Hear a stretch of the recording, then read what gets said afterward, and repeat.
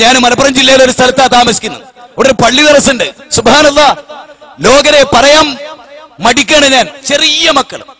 അവിടെ തൊട്ടടുത്ത് ഒരു സ്കൂളുണ്ട്.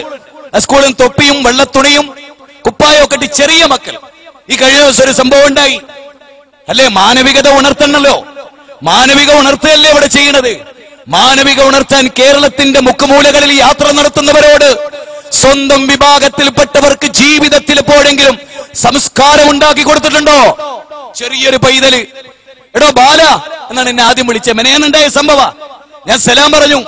സലാം പറഞ്ഞ പറയാ, എന്നോട് സലാം അടക്കൂലടോ.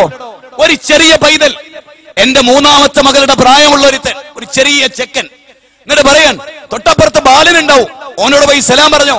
മൊയ്തീൻ ഷൈനെ തള്ളി പറഞ്ഞോനല്ലേ നീ? ഒരു ചെറിയ പൈതൽ. ഞെട്ടിയിരിക്കുന്നു ഞാൻ. എല്ലാ ദിവസവും അവിടെയുള്ള അനുഭവമാണ്. എല്ലാ ദിവസവും വലിയ വലിയ ഉസ്താദുമാര് കൂവാണ് നമ്മൾ അതുവഴി കടന്നു പോകുമ്പോ. അതുവഴിയാണ് വീട്ടിലേക്ക് പോവുക. അവിടെ ഒരു പള്ളി ദർസുണ്ട്. എന്തൊരു കഥയാണ്, എന്തൊരു അവസ്ഥാവിശേഷമാണ്. മാനവികത ഉണർത്താൻ യാത്ര നടത്തുന്നവരോട് ഭീമാപ്പള്ളിയിൽ 27 കുടുംബങ്ങളെ ഊരുവിലക്കി. അറിഞ്ഞോ നിങ്ങൾ?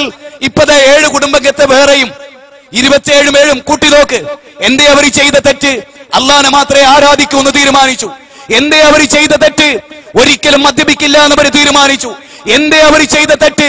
ഇനി സെക്സ് കേസറ്റ് വിൽക്കില്ലെന്ന് തീരുമാനിച്ചു. എന്തേ അവർ ചെയ്ത തെറ്റ്?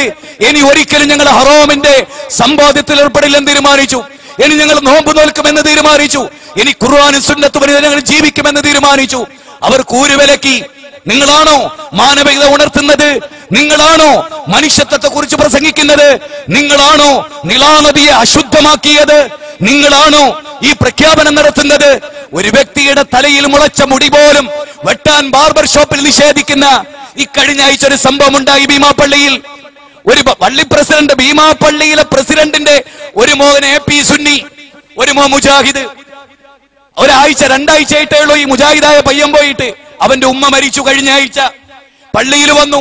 മയ്യത്ത് നിസ്കാരത്തിന് മുജാഹിദായ സുന്നിയായവന് മയ്യത്ത് നിസ്കരിക്കാൻ അറിഞ്ഞൂടാ. മുജാഹിദാവൻ മയ്യത്ത് നിസ്കരിക്കാൻ കയറിയുന്നു. AP സുന്നികൾ അവനെ പിടിച്ചടിച്ചു. പള്ളിയിൽ ഒരു മയ്യത്ത് വെച്ച് കൂട്ടാടി നടന്നു.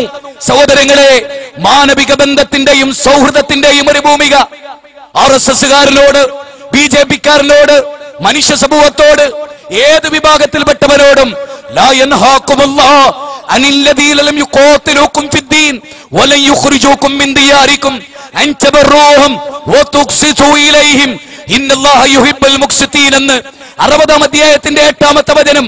ഹൈന്ദവരോട്, ക്രൈസ്തവരോട്, വേദക്കാരോട്, നിങ്ങളെ വീട്ടിൽ നിന്ന് പുറത്താക്കാൻ പരസ്പരം സഹായിക്കാത്ത, നിങ്ങൾ ഏകദൈവ വിശ്വാസികളായി എന്നതിന്റെ പേരിൽ, മതത്തിന്റെ പേരിൽ നിങ്ങളോട് യുദ്ധം ചെയ്യാത്ത അമുസ്ലിങ്ങളോട് പോലും മൈത്രി ബന്ധം പുലർത്താൻ, സൗഹൃദം പുലർത്താൻ, ജൂതന്റെ വീട്ടിൽ പണയപ്പെടുത്തി മരിച്ചതിലൂടെ ഉള്ള മെസ്സേജ് ഈ മെസ്സേജാണ്. ജൂതന്മാരുമായി സൗഹൃദം പുലർത്തിയിടത്തുള്ള മെസ്സേജ് ഈ മെസ്സേജാണ്. അയൽവാസിയായ ഇബ്നു അബ്ബാസിന്റെ അയൽവാസിക്ക് ആട്ടിറച്ചിയുടെ കരയിൽ വെള്ളം ചേർത്ത് ദീർഘിപ്പിച്ച് നേർപ്പിച്ച് കൊടുക്കണേ എന്ന് ആവർത്തിച്ച് പറഞ്ഞതും ഈ അയൽപ്പക്ക സൗഹൃദത്തിൻ്റെതാണ്. 20 ബാധ്യതകൾ അയൽവാസിയോട് വിശദീകരിച്ചപ്പോഴും ഉയർന്നുയർന്നു നിൽക്കുന്ന കോമ്പൗണ്ട് വാളുകൾ അയൽവാസിക്ക് കാറ്റിന് തടസ്സമുണ്ടാക്കുന്നുവെങ്കിൽ അതുവരെ എതിർത്തുകൊണ്ടാണ് പ്രവാചക തിരുമേനി കടന്നുപോയത്. സൗഹൃദത്തിന്റെ പുതിയ ലോകം.